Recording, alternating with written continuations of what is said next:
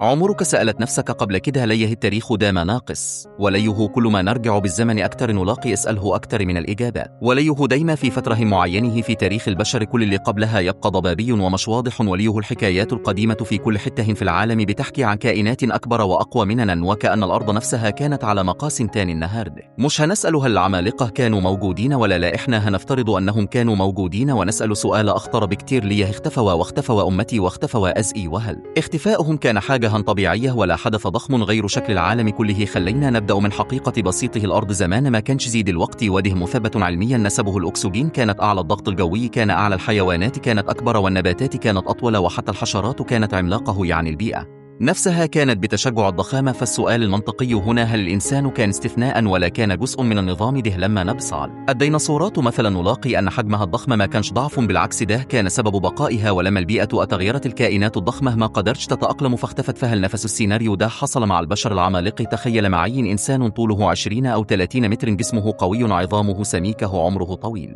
وده يتماشى مع أعمار البشر الأوائل اللي مذكورة في النصوص القديمة. إنسان بالشكل ده محتاج بيئة معينة، محتاج أكل كتير وهواء معين، وأول ما الحاجات دي تتغير الكائن ده هيكون أول واحد يتأثر. وهنا نخشى على حدث محوري غير مسار الكوكب كله، وهو الطوفان. سواء بسيط له من منظور ديني أو علمي، فهو كارثة عالمية غيرت شكل اليابسة والمناخ والحياة. تخيل كائنات عملاقة بتحاول تعيش في عالم فجأة بقي مليان مياه، وبعد ما المياه انسحبت خرجوا على عالم موارد إقل وأكسجين إقل وحراره مختلفه. هل كانوا هيقدروا يكملوا؟ كتير من الباحثين شايفين أن الطوفان كان نقطة الفصل بين عالمين: عالم قبل الضخام وعالم بعدها، عالم الكائنات الكبيرة وعالم الكائنات الأصغر اللي قدرت تتأقلم. وده يفسر ليه بعد الفترة دي بدأنا نشوف تناقص واضح في إيجام البشر وأعمارهم. وهنا يطلع سؤال مهم جدا: هل البشر اللي نعرفهم دلوقتي هم التطور الطبيعي للعمالقة، ولا هما فئة تائن خالص كانت موجودة من الأول بس ما كانش ليها سيطرة؟ ماذا لو البشر الحاليين هم اللي نجوا، مش لأنهم أقوى ولكن لأنهم أصغر وأقدروا على التكيف، محتاجين أكل إقل وبيتحركوا أسرع وبيعرفوا يعيشوا في مجموعات أسهل، بينما العمالقة هم كانوا محتاجين موارد ضخمة. ومع أول أزمة عالمي سقطوا التاريخ دي ما بيكتبه اللي بيكمل مش اللي كان موجود الأول. وعلشان كده كل ما نرجع لورا نلاقي ذكر العمالقة بيقل تدريجيا لحد ما يتحول لأساطير وحكايات قبل النوم. بس الغريب أن الذاكرة ما اختفتش تماما، لأن الأساطير في كل مكان في العالم بتحكي نفس القصة: عمالق أقوياء عاشوا على الأرض وبعدين اختفوا، سواء بحرب أو كارثة أو غضب. الهي المهم أن النهاية واحدهم الاختفاء، وحتى الآثار العملاقة اللي لسه واقفوا لحد النهتر دي بتشهد أن في وقت ما كان في كائنات بتتعامل مع الإحجام دي كأنها طبيعيه حجارة وزنها 100